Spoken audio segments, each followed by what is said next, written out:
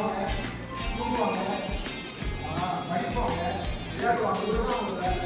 இது தவிர வேறு பண்ண முடியாது, போக முடியாது. அவங்களால வேலைக்கு போனால் அந்த வாட்டி பேசணுமா சாயங்காலம் போய் உடனே நாங்கள் ரிசீவ் பண்ணி வச்சுருவோம். வேலைக்கு பண்ண முடியாது. அதுக்கப்புறம் ஒருவேளை ஒரு 15 வயசு 14 வயசு ஒரு குழந்தை கல்யாணம் கல்யாணமா மேரேஜ் அந்த கல்யாணமும் நடக்காது, எல்லாரும் கல்யாணம்.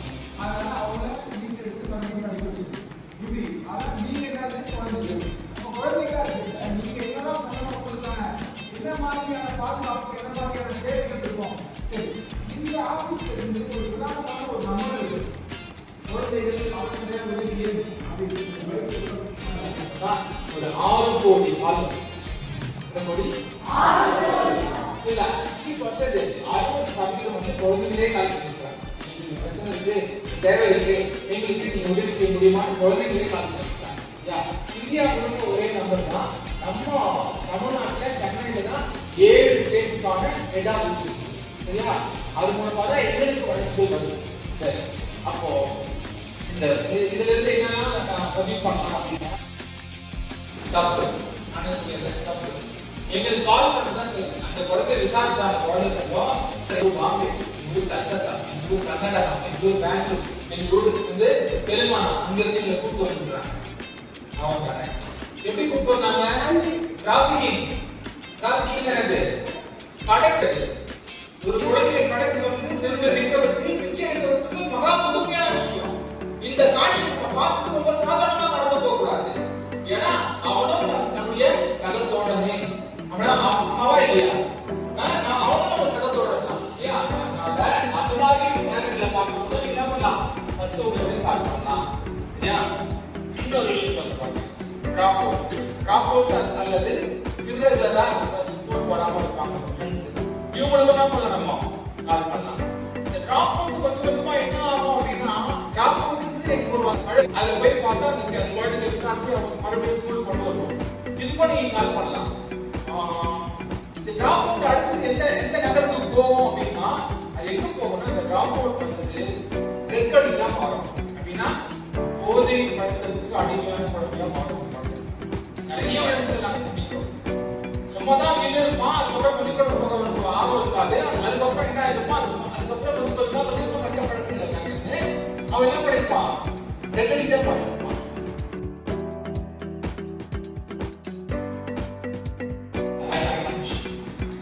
ஏன் நிறைய வழக்குகள் நாங்க பார்க்கிறோம். ஒரு மணி நேரம் கட்ட நண்பரோட போயிட்டு ஒரு சேல் செஞ்சு என்னோட ஸ்பெஷல் ஹோம்னு சொல்லப்படுகிற ஸ்பெஷல் இப்பதான் அதை ஸ்பெஷல் ஹோம்னு பேர் வச்சிருக்கேன். அதுக்கு முன்னால எனக்கு பேர் இருக்கு சிதார்த்தபுரி அப்படின்னா அது ஒரு ஸ்கூல் நினைச்சுக்காதீங்க, அது ஒரு ஜெயில். அங்க வந்து ஒரு மணி நேரம் கட்டடிச்சா ஸ்கூல்ல அடுத்த எங்க நிற்கிறான், திருத்த பண்ணி நிற்கிறான். என்ன மாதிரி சேல் செஞ்சா அது வந்து எதுக்காக செஞ்சேன்னு கேட்டா அவன் சொல்றான், ரெண்டுக்காக சாப்பிட்டான், ரெண்டுக்காக பண்ணிட்டேன், ரெண்டுக்காக மொபைல் எடுத்துட்டேன், ரெண்டுக்காக பைக் எடுத்துட்டேன், ரெண்டுக்காக நிறைய பண்ணாங்க. ஒரு பையன் அப்படிதான் வந்தான். அவன் கேட்டேன், எப்படா வந்த, உங்களை எத்தனை வழக்குடா இருக்குன்னு கேட்டேன். அவன் சொல்றான், என் மேல 32 வழக்கு இருக்கு. வெளிப்படாது அதெல்லாம். இது எல்லாம் எங்க ஸ்டார்ட் ஆச்சுன்னா டிராப் அவுட்ல தான். நாங்க ஆய்வு பண்றோம், கேஸ் ஸ்டடி பண்றோம். அதுல பார்க்கும்போது டிராப் அவுட் என்பது அவ்வளவு ஒரு மோசமான விஷயம். இந்த டிவைஸ் விளையாடுறாங்க, இந்த டிவைஸ் பாருங்க, இது வந்து நம்ம ஒட்டுமொத்த படிப்பையும் சீர்வாக்கி ரொம்ப கவனமா இருக்கும், ரொம்ப கவனமா இருக்கும். அப்ப இது எதுல கொண்டு போக இந்த போதை அப்படின்னா, ஃப்ரீ ஃபயர் ஒரு கேம் இருப்பாங்க, உங்களுக்கு லவ் தெரியும், டவுன்லோட் பண்ணி விளையாடிட்டு ஒரு நடந்த விஷயம் நான் சொல்றேன்.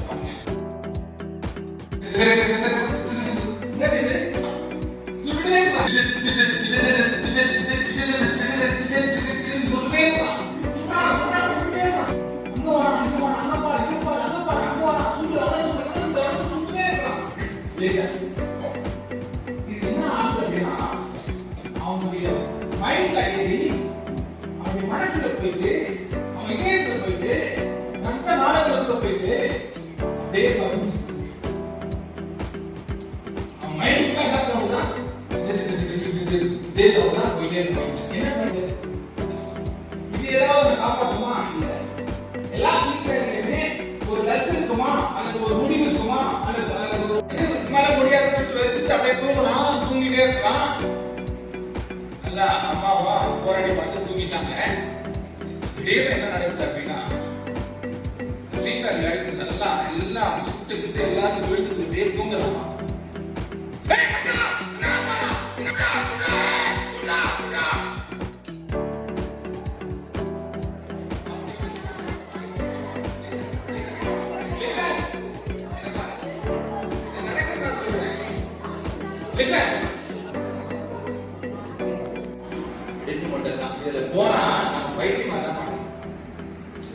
டிவைஸ் வந்து ரொம்ப மோசமான போதை. நான் ஏதோ ஒரு ட்ரக் எடுக்கிறீங்க அதனால போதைக்கு அடிமையாவீங்கன்னு அது ஒன்று ரெண்டு கேசஸ் தான். ஆனா அதிகமான கேஸ் வர கேஸ் என்னது? Mobile addict. மொபைல் அடிக்ட் எவ்வளவு கேஸ் வந்தா இந்த குழந்தைகளும் கை கால் நடுக்க நாங்கள் மருத்துவமனை கூட்டு போயிட்டு டாக்டரை பார்த்து அவங்க ட்ரீட்மெண்ட் எடுத்து அவங்க சரி பண்ண போதும் போதும் ஆயிடுச்சு.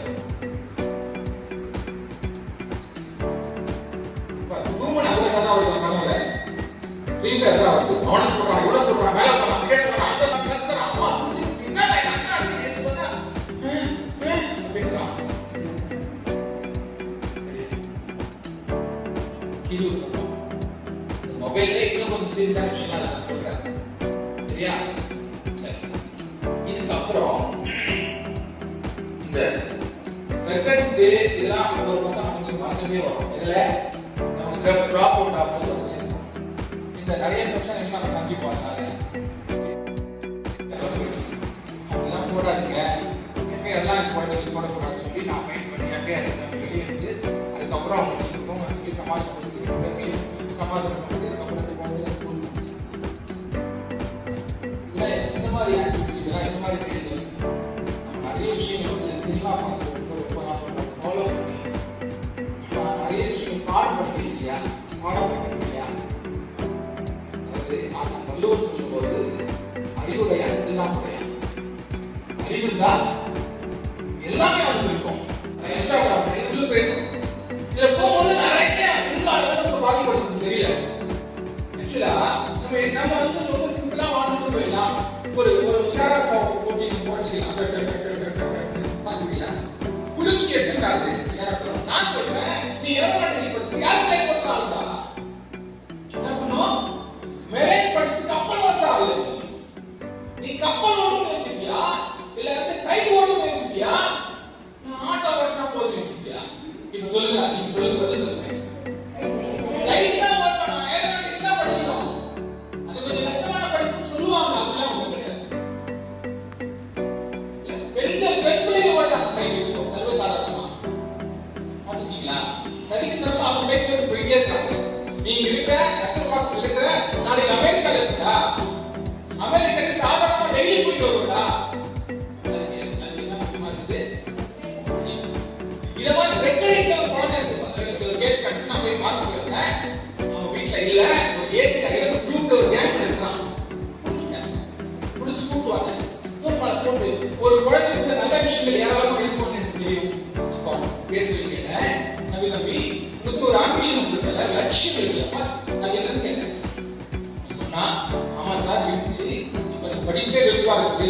சரி இருந்துச்சு அதை சொல்ல அப்படின்னு சொன்னா நான் அப்டேட் ஆகணும்னு இருந்தாங்க. ஏன் அப்படி ஆகணும்னு இருந்தேன்? நிறைய பேருக்கு நீதியே கிடைக்கல. அதெல்லாம் வந்து நீதி வாங்கி கொடுக்கணும்னா நல்லது. திருப்பி அதை மோட்டிவேட் பண்ண ஆரம்பிச்சிருக்கலாம். நல்லா ப்ரூவ் பண்ணிட்டு இந்த குற்றவியல் சம்பந்தமான படிச்சு 35 வயசுலயே ஜட்ஜாமான்னா நீதி அரசர். சரி, இந்த நீதி அரசருக்கு ஒரு கார் டிரைவர் இருப்பாங்க, ஒரு தவாலி இருப்பாங்க, ஒரு பியூன் இருப்பாங்க, ஒரு டேட்டா அனலிஸ்ட் இருப்பாங்க, ஒரு டேட்டா என்ட்ரி இருப்பாங்க, 6 பேர் இருப்பாங்க. அப்படி சொல்லவா? இந்த 6 பேருக்குமே சம்பளம் வந்து 35,000 ரூபாய். நினைக்கிறோம் படிப்பு பத்தி புரியல. படிச்சு பாருங்க எவ்வளவு வருஷத்துக்கு போறாங்க. ஏன் அட்வொகேட் ஆகணும் ஜட்ஜி ஆகணும்னு சொல்றானே. சரி, ஜட்ஜிக்கு எவ்வளவு சார் சம்பளம் அது சொல்லுவீங்களா? குறைஞ்சபட்சம் 2 லட்சம் ரூபாய். ஃபாரின்லாம் போகிறதா? நீ படிச்சா போதும், சரி, இதோட விட்டுறேன். பணம் எல்லாம் விட்டுறேன். பணம் நகை ஒரு விட்டுறேன். இதுல விட இன்னொரு விஷயத்தை நான் டீகோட் பண்றேன். இன்னொரு விஷயத்தை கோட் போட்டு காட்டுறேன். மேல இருப்பாங்க அவங்க 5 படிகள் கீழே இருக்கும். லாஸ்டா வந்து யாருப்பா அட்வொகேட் இருப்பாங்க. அவங்க தான் வாத விவாதம் பண்ணுவாங்க, ஆர்கியூமெண்ட் பண்ணுவாங்க. சரியா?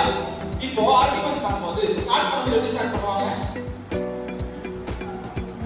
My lord my lord my lord start பண்ணுடா. இந்த சாதாரண ரெகுலரா அந்த பையன் மை லார்ட் ஸ்டார்ட் பண்றானா இவன் என்ன உதக்கு உயர்த்தப்படுறான்? கடவுள் ஸ்தானத்துக்கு உயர்த்தப்படுறான். இந்த இவன் எப்படி கடவுளானா? அடுத்து சொல்றாங்க. இவன் எப்படி கடவுளானா? படிப்பு சொல்லுங்க. படிப்பு ஒரு மனிதனை கடவுளானா போலீஸ் சாமியார் நிஜமான சாமியார் அவருக்கு முன்னால் ஒரு அத்தனை வாழ்க்கைகளையும் விசாரிச்சு நீதி செய்த சாமியார். சாமியார்களுடைய சாமியே அவர்தான். அதனால அவர் நீதி அரசர் சொல்றாங்க. அவர்தான் லார்ட் சொல்றாங்க. கடவுளே ஆண்டவனே சொல்லிதான் வழக்கே ஸ்டார்ட் பண்ணுவோம். எந்த இடத்துல பேசுறோமோ நான் படிச்ச ஆண்டவர் நாம மாத்துதா படிக்கலாமா? அப்போ நல்லா படிக்கலாமா? இப்போ படிக்கல ஒரு வெறித்தன சொன்னாங்க. படிக்கல ஒரு நான் டாக்டராகவே அப்படின்றதெல்லாம் நீங்க கொண்டு வரவே இல்லை. ஏரோநாட்டிக்கல் படிக்கணும், மெரைன் படிக்கணும், டாக்டர் படிக்கணும், ஆர்கிடெக்ட் ஆகணும், ஆடிட்டர் ஆகணும் அப்படின்னு பெரிய பெரிய கனவுகள் இல்லைங்க. நான் வந்து ஒரு மேனேஜர் ஆகணும், நான் ஒரு சூப்பர்வைசர் ஆகணும், நான் ஒரு ஹவுஸ் கீப்பிங் போகணும், நான் இமெயில் கொடுக்கணும், நான் ஆட்டோ ஓடணும். செக் யார் மனசுல வச்சிருந்தேன்? இது எல்லாத்துக்கும் மேல ஒரு வசந்த ஒரு படிப்பு நான் சொல்லவா? நான் சொன்னேன் இந்த படிப்புக்கு மேல ஒரு வசந்த படிப்பு, ஜட்ஜுக்கு மேல, டிஸ்ட்ரிக்ட் கலெக்டருக்கு மேல. அவங்களாம் கேட்டா என்ன சொல்ல போடுவாங்க? ஆனாலும் சொல்லியிருக்கேன். ஜட்ஜுக்கு மேல, டிஸ்ட்ரிக்ட் கலெக்டருக்கு மேல, ஐபிஎஸ் ஐஎஸ் மேல ஒரு படிப்பு இருக்கு. அந்த படிப்புக்கு பேர் தான் டீச்சர். இவங்கெல்லாம்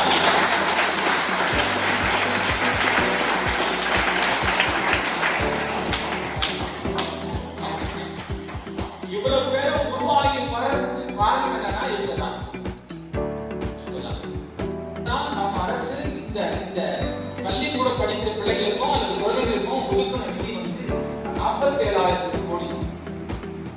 எத்தனை கோடி இருக்குல்ல? எனக்கு தெரியல. 47,000 கோடி.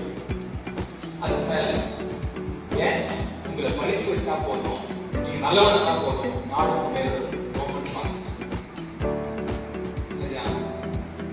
இந்த கோடியில இருக்கு முதல் பெற்றாலே தங்கத்தின் தேடி நான் அப்புறம் வேற மத்திய ஒரு சைக்கிள் அப்புறம் ஆரியன் போய் படிக்கிறது நல்ல எல்லாமே இது எல்லாமே தமிழ்நாடு மாதிரி கல்வியில் சிறந்த மாநிலம் இந்தியாவில் வேற இல்லைன்னு சொன்னாங்க.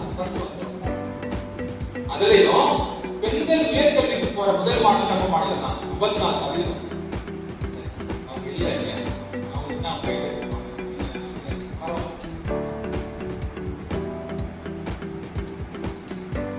இதுல எது நம்ம டிஸ்டர்ப் பண்ணுது? இது நம்ம டிஸ்டர்ப் பண்ணுதுன்னா மக்கள சினிமா அப்படி ஒரு போலியான கதாபாத்திரத்தை உருவாக்குது. 2 கதாபாத்திரம் சொல்லி முடிச்சிடுறேன். பெரிய பிளட் வெள்ளம் வந்துச்சு. சென்னை கொரோனா பகுதியெல்லாம் முடிஞ்சிச்சு. கிட்டத்தட்ட ஒரு 60 பேர் இறந்துட்டாங்க. சம்பரமாக எங்கே வந்துட்டாங்க. இது முதல் கருத்து தெரியாது. கவனிக்கிறீங்களா? அப்போ ஒருத்தர் வந்து இந்த முடிச்சு பகுதியில ரொம்ப பாதிப்படுது. அது ஒருத்தர் வந்து அந்த ரோடு மேல ஒரு டிவைடர் இருக்கு, ஒரு சவர் நின்றுட்டு இப்படி கவனிக்கிறாரு. அன்னைக்கு சலசல போயிட்டே இருக்கு. அந்த சவுண்ட்ல எதுவுமே அப்சர்வ் பண்ண முடியாது, எதுவுமே கவனிக்க முடியாது. அவர் கவனிச்சுட்டே இருக்காரு, நீச்சல் பண்ணிருக்காரு. திடீர்னு ஒரு விசில் அடிக்கிறாரு. அந்த வேட்டை ஒரு போட்டோட வராம உள்ள போய் குழந்தை உள்ள போய் தாத்தா உள்ள போயிட்டு ஒரு பாதிப்படுறது. யாரா இவரு அப்படின்னு பார்த்தா அந்த சேவைக்கு முன்பதாக என்னவா அப்படின்னா இந்த தமிழ்நாடு காவல்துறை தலைவராக பிஜேபி ஒரு பேச ஒட்டுமொத்த தமிழ்நாட்டில் உள்ள மிகப்பெரிய ஒரு தலைவராக ஐபிஎஸ் அது மாதிரி சரியா? சரி, இது முடிஞ்ச உடனே ஃபுல்லா ஆப்ரேட் பண்ணாங்க. அந்த ஆறு என்ன சொன்னாங்கன்னா முடிச்சூர்ல தொடங்க ஆறு சரியா இது ஃபுல்லா ஆப்ரேட் பண்ணனால அந்த போக்கு வழியில மேல வந்து தண்ணி எல்லாம் ஓடிடுது. சரி பண்ணா அம்மா ரொம்ப கெட்ட பேர். அதாவது ஜிஎம் ரொம்ப கெட்ட பேர். உடனே யாரை செலக்ட் பண்ணி இதை சரி பண்ண முடியும் செலக்ட் பண்றாங்க. ஒரு லேடி அடிஸ் ஜீன்ஸ் கட் போட்டு டிஷர்ட் இதுல ரிவால்வர் வச்சு போறாங்க. ஆட்டு பைரே நாடு வராங்க. அம்மா கொடுப்பாங்க. தேவை ஆப்ரேட் பண்ணி கட்டலாம் கிளியர் பண்ணி ஆகணும். எனக்கு ஆறாவது போடணும். எங்கே தண்ணி தேவைப்படாது சொல்லி ஆர்டர் வச்சு வந்து 3 மாடி 4 மாடி கட்டணம்லாம் இடிச்சு அந்த ஆட்டை ரொம்ப கிளியர் பண்ணி ஆழாக பார்த்தாங்க. எல்லாம் அந்த பரவேசினாரு பொலிட்டிக்கல் அரசியல்வாதிகள் தான். இது எங்க ஏரியா வந்து ஒரே பேர் இருக்காங்க கிளியர் பண்ணி கொடுத்தாங்க. இவங்க என்ன வாக்கு பண்ணாங்க? ஜாயிண்ட் சீஃப் செக்ரட்டரி இந்தியா இந்தியாவுக்கே சீஃப் செக்ரட்டரி அவங்க பேர் ஐஏஎஸ் அமுதா கைத்தட்டு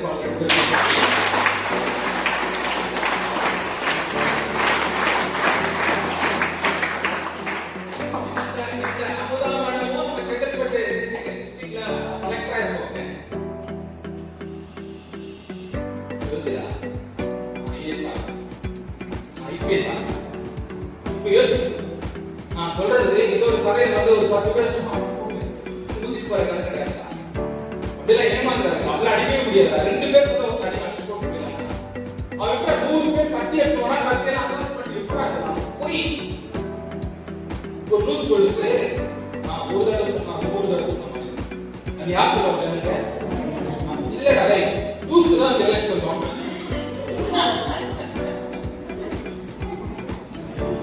நான் இது உண்மைதான் சொல்றேன். நான் சொல்றது நானே கேட்க மாட்டேன். அதே சொல்லும். அதுவும் லூஸ் தான் சொல்லும். மனதை பார்த்து கூட டெலக்ட் பேசுவாங்க. இந்த டெலக்ட் பண்ண நான் விசிலெக்ஷன் பாயிண்ட்ல கை தட்டி அவங்களுக்கு கோடி கணக்கில் சம்பளம் கொடுக்கிறோம். ஆனா நம்ம தான் சம்பாதிக்கணும். நம்ம தான் கோடியை சம்பாதிச்சு மறுபடியும் ஸ்கூலுக்கு வரும்போது நீ சாதாரணமா வரக்கூடாது. ஒரு ஜாபா வரல, ஒரு பிஎம் டெக்ல, ஒரு ஆடிட்டாங்கல, ஒரு பென்ஸ்ல, ஒரு ரோல்ஸ் ராய்ஸ்ல வந்து ஒரு யோசிச்சு பாருங்க. ஹலோ யோசிச்சு பாருங்க. ராய்ஸ் ராய்ஸ் வந்து யாரா அடி பண்ணி மடல குழந்தை பருவமடைதல் குழந்தை கேஸ். இது நிறைய கேஸ் நான் சொல்றது ட்ரை பண்ணேன். நான் இன்னொரு நாள் இது கேஸ் நிறைய ஒரு கீழே கேஸ் நிறைய என்ன அப்படின்னா அந்த படம் பண்ண போதுதான் சிரிக்கூடாது. ரொம்ப சீரியஸா பேசுறேன். யாரும் மம்மி வீட்டில் விளையாட நடையில பிள்ளைய வட சொல்லிடுறாங்க. அப்புறம் எனக்கு வந்து வழக்கு பாருங்க எல்லா குழந்தையும் கட்சி வாங்கி இவ்வளவு வழக்கு என்ன காரணம்? சினிமா தான் காரணம். அது ஒரு பொழுதுபோக்கை தவிர அது வாழ்க்கை கிடையாது. அது ஒரு பொழுதுபோக்கை தவிர அதான் சொல்றேன் அது வாழ்க்கை கிடையாது. அது எல்லாமே போய் அவங்க காட்ட போலீஸ் ஸ்டேஷன் நம்ம போலீஸ் ஸ்டேஷன் மாதிரி இருக்காது. அவங்க காட்ட போலீஸ் நம்ம கோர்ட்டு மாதிரி இருக்காது. நீ உள்ள போன வேற மாதிரி இருக்கும்.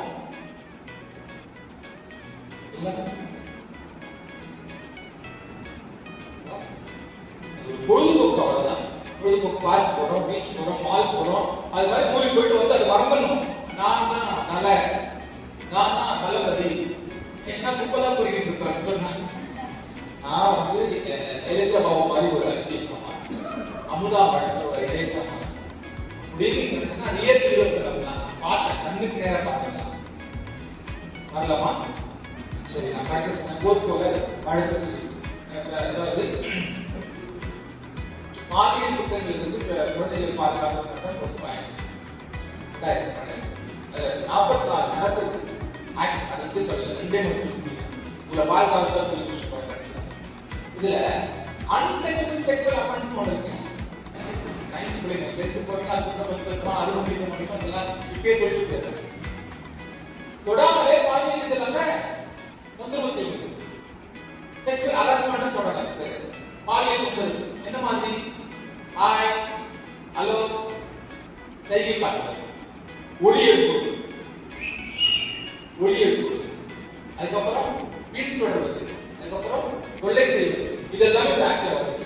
இதெல்லாம் நமக்கு தெரியாததை பார்த்தீங்கன்னா இந்த போஸ்ட் ஆக்ட்ல சாதாரணமாகவே முன்னால 3 வருஷம் தான் ஸ்டார்டிங் இருந்துச்சு.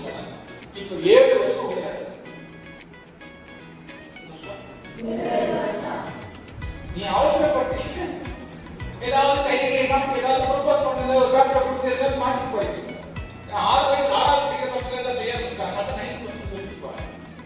இது செக்ஸுவல் ஹராஸ்மென்ட் போஸ்ட் பார்ட்டி. அது உள்ள வந்தா ஜாமீனே கிடையாது ராஜா. சரி, ஒரு பிரிவு அடுத்த பிரிவு சொல்லி முடிக்கிறேன். அடுத்தது என்ன? மோனோகிராஃபி அப்படின்னா இந்த போனு கேமரா இதுக்குள்ள நாம படம் எடுப்பது, படத்தை அனுப்புவது, படத்தை காட்டுவது. படம் அனுப்புற இல்லையா? ஏற்பட்ட பாப்பியா போட்டோ அனுப்பியா கேட்கறியா? இதெல்லாமே போஸ்ட் காட்டுறாங்க. இதுல என்னது?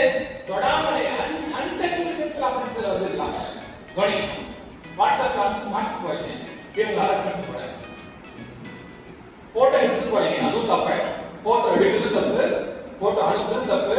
இது எல்லாத்துக்கும் மேல அதை வணிகமயமாக்குவது, அது நெட்டை கொண்டு வியாபாரமாக்கலாம். இது எல்லாமே குறைஞ்சபட்சம் 10 வருஷம் தெரியல. ஆனா யார் இவ்வளவு நாள் அழகா மோட்டிவேட் பண்ணிட்டு இருக்கீங்க. இப்ப வந்து நீங்க பேசுங்க, ஆமா நீங்க எல்லாம் ஐபிஎஸ் ஐஏஎஸ் மாற வேண்டிய நீங்க அந்த மாதிரி இடத்துக்கு வந்துடக்கூடாது. எங்களோட ஸ்பெஷல் வகுப்பு வந்துடக்கூடாது. எங்களோட ஸ்பெஷல் வகுப்பு ஸ்டார்ட்ல வந்துடக்கூடாது. இது உங்க வீட்டிலே இந்த பள்ளிக்கூடத்திலே படிச்சு இங்கேயே ஒரு ஐபிஎஸ் ஐஏஎஸ் டாக்டரா நீங்க மாறணும் தான் என்னோட ஆசை. சரியாமா? சரியாமா? மேடம் போயிட்டாங்க. முடிச்சேன். ஒரு 2 நிமிஷம்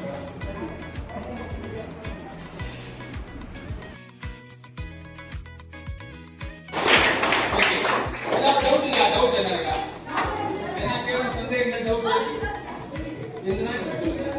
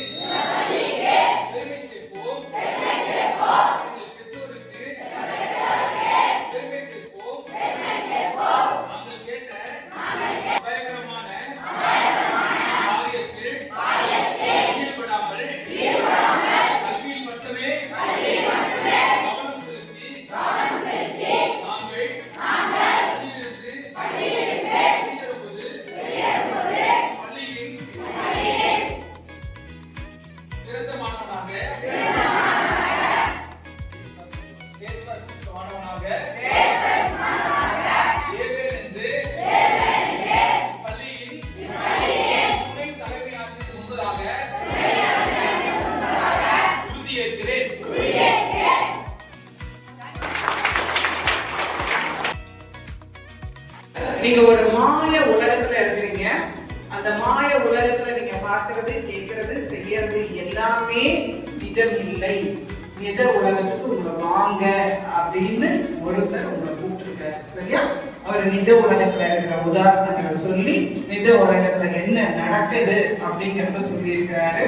சினிமால பாக்குறது, யூடியூப்ல பாக்குறது, இன்ஸ்டாகிராம் ரீல்ஸ் பாக்குறது, யூடியூப் ரீல்ஸ் பாக்குறது, ஃபேஸ்புக் போய் கேம்ஸ் விளையாடுறது, அப்புறம் வந்து இன்னும் சில பல அடிக்ஷன்ஸ், போதை பொருட்கள், அதுக்கப்புறம் பெண்கள் பின்னாடி போறது, தொந்தரவு படுத்துறது. அதனால என்ன விளைவுகள் வரும் அப்படிங்கறத உங்களுக்கு தெளிவா எந்த வயசுல உங்களுக்கு தெரியணுமோ அந்த வயசுல கரெக்டா சொல்லி இருக்கிறாங்க. சரியா?